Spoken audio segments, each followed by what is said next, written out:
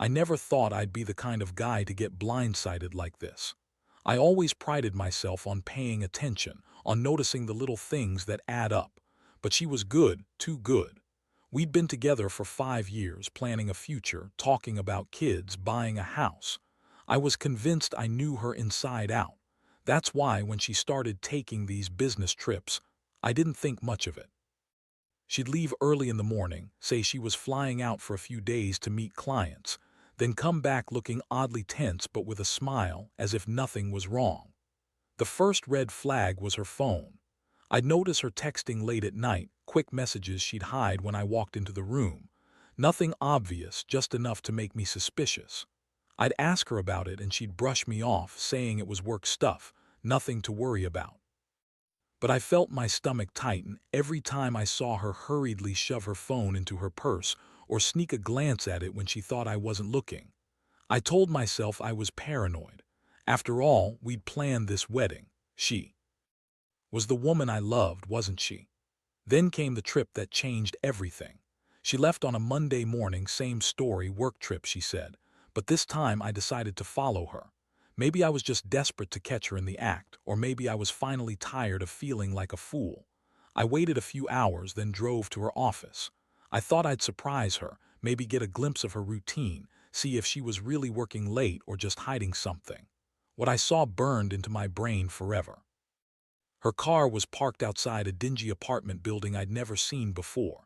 I parked around the corner, heart pounding, and watched her walk inside with a man I didn't recognize. They entered arm in arm, laughing softly. Something about their body language screamed familiarity. I couldn't hear what they said, but her smile was different from the one I knew. It was softer, more intimate, and she looked at him like he was the only thing in the world. I waited an hour, then decided to peek in. I stayed a safe distance, peering through a crack in the door. That's when I saw them, both of them in a small, cluttered room. But it wasn't just a business meeting. They were with a prostitute. I recognized her instantly, long blonde hair, tight dress, makeup caked on her face. They weren't talking about work. They were laughing, touching her, clearly enjoying themselves. I felt a fist tighten around my stomach. It was like a punch to the gut. My mind raced. How long? How many times? I thought about all those work trips, all those nights she was away. Were they doing this the entire time? Before our wedding, while I was dreaming about our future, the truth hit me like a brick wall. I'd been blind, convinced I knew her, but I'd missed every single sign. That night I couldn't sleep. My hands were slick with sweat, my jaw clenched so tight I thought it might crack. I kept replaying what I saw, how her lips curled around that woman's name, how her fingers traced his arm while they all laughed like they didn't have a care in the world.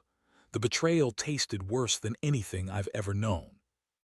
I'd poured my soul into this relationship, and she'd been lying straight through her teeth. The entire time, I wanted to scream, to break something, but instead I sat in silence. All I could think about was what I was going to do next. When morning came, I knew I had to confront her. I didn't want to do it on her terms. No, I wanted to make her see I wasn't some fool to be played. I packed her bags, left a note on the bed, telling her I knew everything. I never got a chance to say goodbye. Instead, I just sat there, palms sweating, heart pounding, knowing I was about to blow her entire world apart. And I wondered, how deep did her lies run? What else had I missed? Was this only the surface of a much darker well? I didn't have the answers yet, but I was about to find out. I thought I'd feel relief, anger, maybe even hatred after confronting her. Instead, I felt cold. Just a numb, heavy weight pressing down on my chest. She was still asleep when I came back home after that early morning, her face peaceful, unaware of what I'd seen, of what I was planning. I'd left her a note, simple and cold. "We're done, don't bother contacting me." That was all. No screams, no accusations, just that blunt statement. I wasn't ready to explode yet. Part of me still hoped she'd come to her senses, that maybe I was overreacting. But I knew better. The evidence was too clear, too damning. I had photos, videos that I'd secretly taken on my phone, hidden in a folder I'd tucked away on my laptop. The images burned into my mind like branding irons. Her smiling at that woman, her fingers tracing the man's chest, the way her eyes shone with excitement. I kept replaying it all, trying to find some rational explanation, but nothing made sense anymore. She'd been lying to me, using those work trips as cover for months of secret visits. I didn't tell anyone right away. I needed time to think, to plan. First, I wanted to make sure I was clear about what I was going to do. Revenge isn't something I took lightly. No, I was going to make her regret every second she betrayed me. I wanted her to feel the way I did, completely shattered, betrayed, humiliated. That's when I started working out my plan quietly, methodically.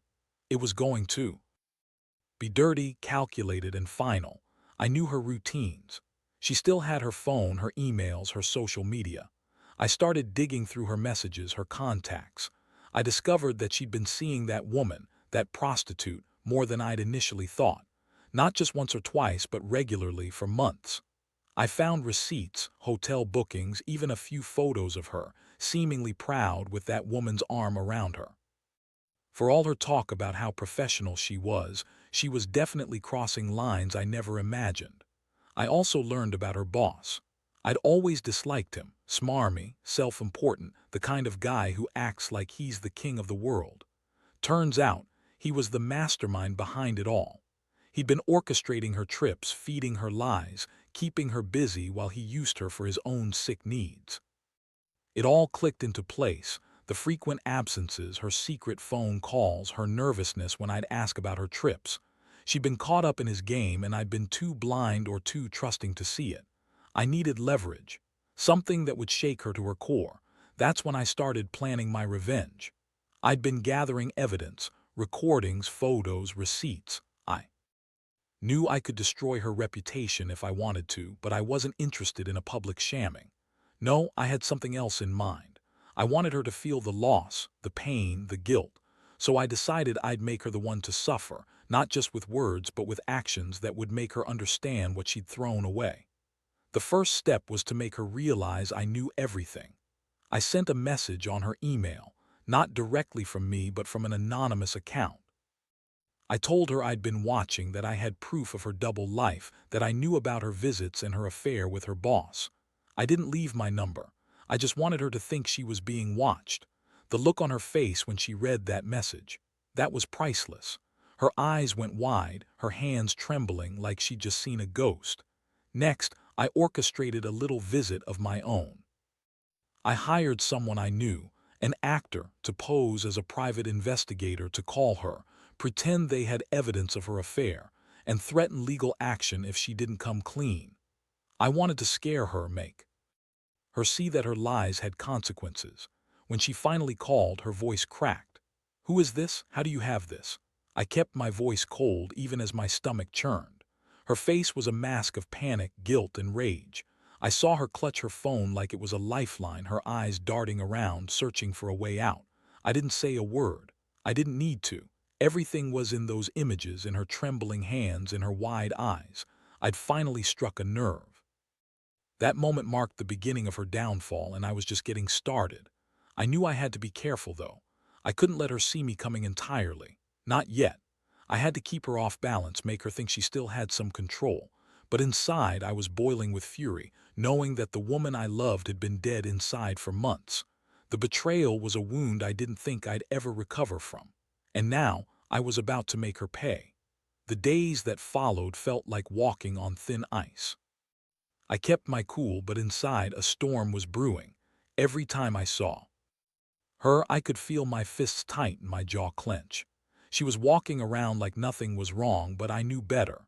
She was trembling beneath that forced calm, and I could see it in her eyes, the guilt, the fear, the desperation. I was biding my time, laying my trap carefully, making sure everything was airtight. She thought she was still in control, but I was just waiting for the right moment to strike. I had more evidence now, screenshots of her messages, proof of her visits, even some audio recordings I'd managed to secretly capture.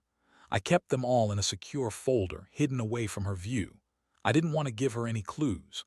The plan was simple: make her believe she was cornered, then hit her where it hurt the most. I wanted her to feel the full weight of her betrayal, to realize that I wasn't going to let her get away with this. One night, I decided to confront her directly. I sat her down in the living room, my hands trembling but my voice steady. "We need to talk," I said. She looked at me with wide eyes, trying to mask her anxiety. with a forced smile. "What's there to talk about?" she asked, voice shaky. I pulled out my phone, showing her the evidence. "You've been lying to me. All those trips, all those nights, this," I said, scrolling through the photos, "is what you've been doing behind my back." Her face drained of color. Her lips parted like she wanted to say something, but no words came out. Instead, she just stared at the screen, eyes glassy with shock and guilt. I saw her swallow hard, then whisper, "You don't understand." "Oh, I understand perfectly," I snapped. "You've been cheating on me for months, with your boss, with that prostitute. You've been playing me like a fool." My voice cracked with rage. "I gave you everything, and all I got was a lie." She looked down, tears streaming down her face. "I didn't mean for it to go this far," she whispered. "It was just, I don't know how it happened. I was stupid."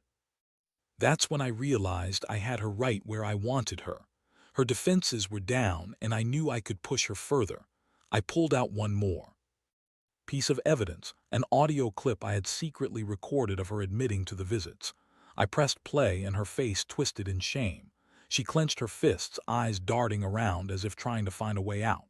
"Do you see?" I said coldly. "This isn't just about the cheating, it's about respect, honesty. You threw everything away for what, some sick thrill?" She broke down crying, collapsing onto the couch, clutching her face.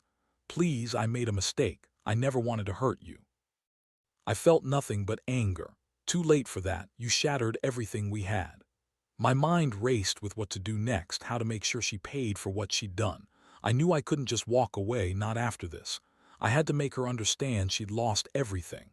That night, I started sketching out my revenge, a plan that would leave her trembling long after she thought she'd gotten away. I knew I had to be clever, patient. I couldn't afford to slip up now. The evidence was my trump card, but I needed something more, something that would make her realize that her actions had consequences far beyond my anger, and so I lay in bed wide awake, listening to her quiet sobs. My stomach churned with a strange mixture of hatred and relief. The truth was out. She was exposed, and now the game was only just beginning. The next morning, I woke up feeling like I'd already crossed a line I couldn't come back from, but I knew I had to stay ruthless. I spent the day planning my next move, sharpening every detail like a weapon. I'd gathered enough to make her life a living hell, but I needed to be smart about how I delivered it. I wanted her to feel the full weight of betrayal, to understand that her actions weren't just a mistake, they were a choice that tore us apart. I decided to set the final phase in motion that evening. My plan was simple in its cruelty, yet precise. I was going to make her believe she was caught in a trap with no way out. I wanted her to see I had control, that I was the one holding the strings. I had acquired a burner phone, one she didn't recognize, and I began sending anonymous messages. I told her I knew everything about her visits, her secret life, even her affair with her boss. I made it clear that I had proof, that I was watching, and that it was only a matter of time before everything was exposed. Her reaction was exactly what I wanted. That evening, I found her in the kitchen, nervously scrolling through her phone, her face pale. When I approached, she froze, eyes darting around. "Who's been sending these?" I asked softly, pretending I was clueless. She looked at me, panic flickering behind her eyes. "I don't know," she stammered. "Maybe it's a prank." "Oh no," I said, voice low and deliberate. "This isn't a joke. I've got all the evidence, and I'm not going to pretend I don't see it anymore." I showed her my phone, the texts, the photos, the timestamps, evidence that I'd collected quietly over the past few days. Her face went slack, her hands trembling at her sides. "Please," she whispered, tears welling up again. "Don't do this. I made a terrible mistake, but I love you. I swear I do." Her voice cracked, desperate. I looked her straight in the eyes and said, "Love. You think I'm stupid. You've been lying to my face, betraying everything we built. I don't want your apologies. I want you to understand what you've lost." She sank to her knees, clutching her head. "I didn't mean for it to go this far. It just happened." "Stop," I cut her off. "You think I'm stupid enough to believe that? You've been sneaking around, lying, using me. You're not the woman I thought I knew. You've been playing me all along." I let the silence hang there, thick and suffocating. "And now I'm going to make you regret it." That's when I pulled out the last piece of my plan. I've been working on it secretly, making sure all the pieces were in place. I had a hidden camera installed in the bedroom, one I'd set up a week ago, so I could record her reaction when she finally realized I knew everything.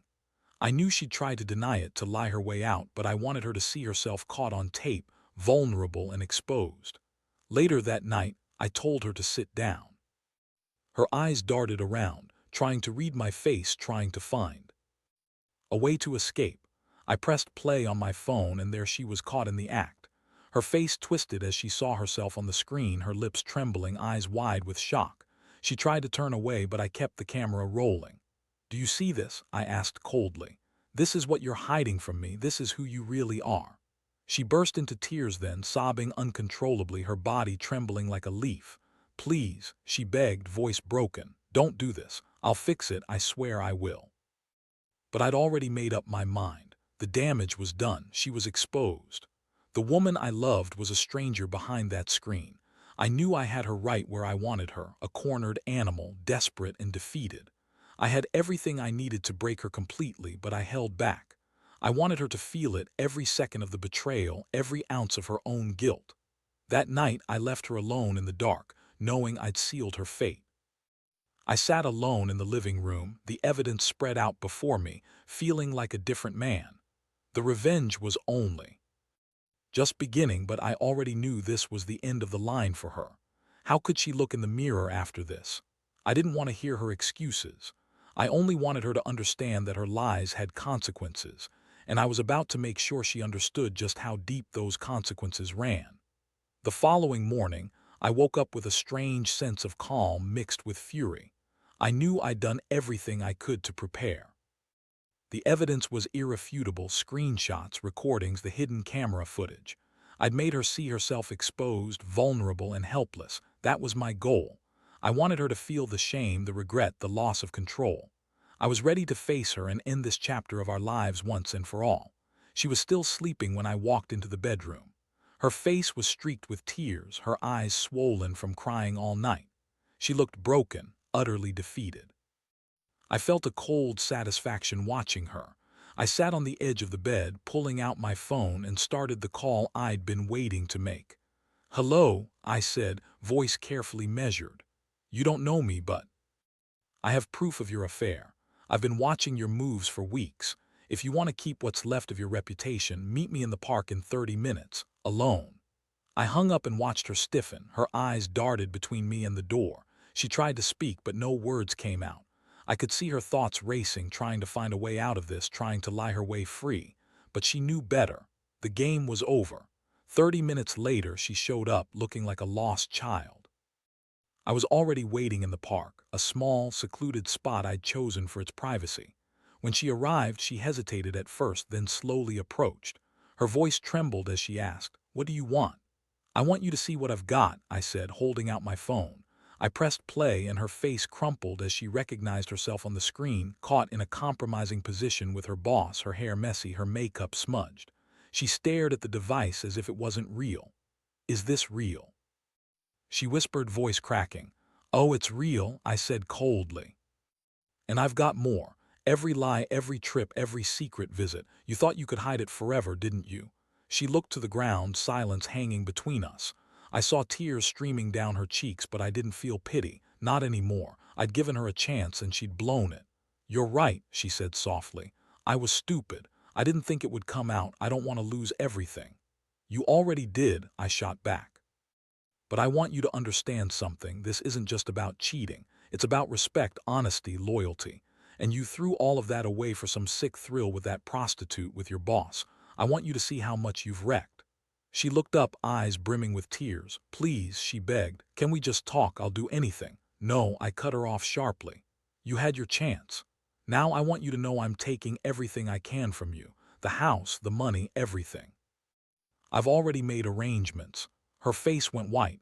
"You're serious?"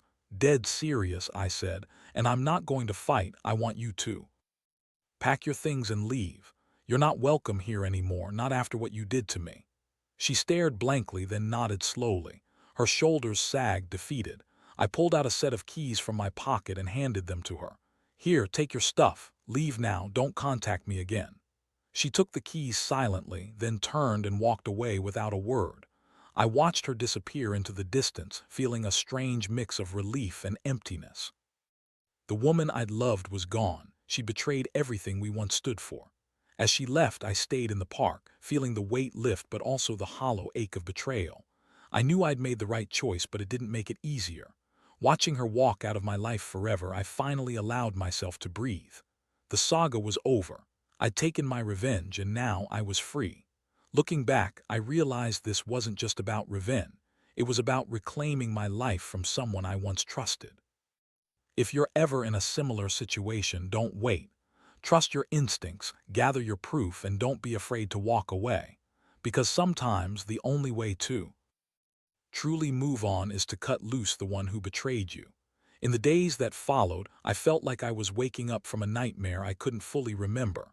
The house was eerily quiet, the silence almost louder than any shouting or crying. I packed up her things myself, each item like a reminder of what I'd lost and what I'd gained. It wasn't about revenge anymore. It was about reclaiming my dignity, my peace. I drove to her parents' house, where she had some belongings, and handed over the keys with a cold, final stare. The weight of that moment hit me hard, knowing I'd severed all ties, that I'd finally taken control back. That night, I sat alone in my apartment, staring at the empty space where she used to be. The betrayal still burned in my chest, but strangely, I felt a sense of relief. I didn't need her lies, her deceit, her betrayal. I'd faced the truth, harsh as it was, and I'd done what I had to do. I finally understood that sometimes the only way to move forward is to cut out the poison. As I looked around, I realized how much lighter I felt without that weight dragging me down. No more pretending, no more lies, just honesty with myself. The pain of betrayal lingered, yes, but it also sharpened my sense of self. I'd trusted her with everything, and she'd thrown it all away. Now I had to rebuild, piece by piece, stronger than before. I reflected a lot on what I'd learned from this mess. Trust isn't just about believing in someone's words. It's about watching their actions, paying attention to the small signs. If they're hiding something, you'll notice. If they're lying, their body will betray them.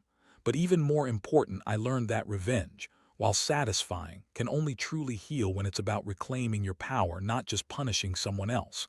That's the real lesson here. Protect yourself first. Don't let anyone strip you of your worth. Looking back, I realize I was naive, but I also learned how to be cautious. I learned to listen to those gut feelings and to trust my instincts. I also learned that people aren't always who they seem, and sometimes love means knowing when to walk away and never look back. So, if you're stuck in a situation where you suspect betrayal, don't wait for proof to crush you. Trust yourself. Gather what you need, then act decisively. Because truth always comes out, and waiting only prolongs the pain. Protect your heart, your dignity, and your future. That's what I wish I'd done from the start. In the end, I got my revenge, not just by exposing her, but by reclaiming my life and moving forward. Sometimes, that's the greatest victory of all.